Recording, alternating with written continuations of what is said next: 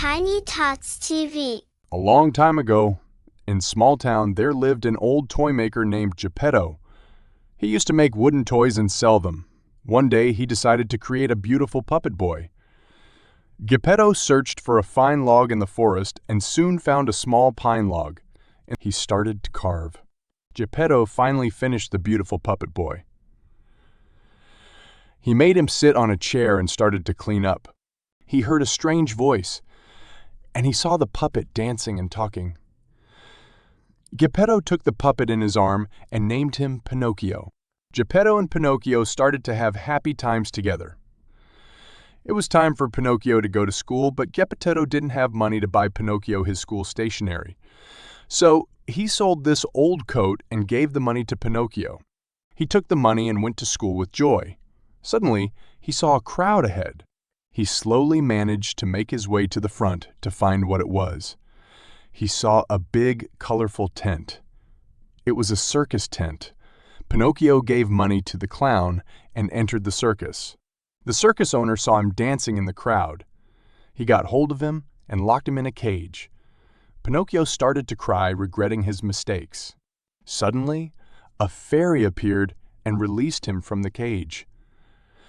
She gave back his money and warned him not to do the same mistake again. Pinocchio was on his way to school again. Seeing Pinocchio with money, the cunning fox and his friend Cat stopped him and asked him where he was going. Pinocchio said he was going to buy some school stationery. The fox said, "This money is not enough to buy it. Give your money, let's plant it in the magical garden and get more money." Poor Pinocchio gave his money to the fox. The fox and the cat left the place. He was standing alone for a long time. The fairy appeared and asked Pinocchio about the money. Pinocchio said, "I kept my stationeries at school."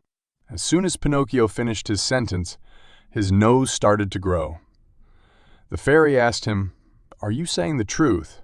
As Pinocchio kept on lying, his nose started growing. Finally, Pinocchio realized his mistake and told what happened. As he told the truth, the fairy brought his nose back to normal. She said, "I am forgiving you because you told the truth and gave back the money the fox had taken," and she once more warned him not to waste his money. Pinocchio started to walk, and on the way, he saw the circus owner. He was very angry with Pinocchio. He wanted to punish him. He caught Pinocchio and threw him into the sea. Pinocchio started to swim toward the shore. Suddenly, he was swallowed by a giant whale. Geppetto was worried about Pinocchio and went out to search for him. He heard from the fisherman that Pinocchio fell into the sea.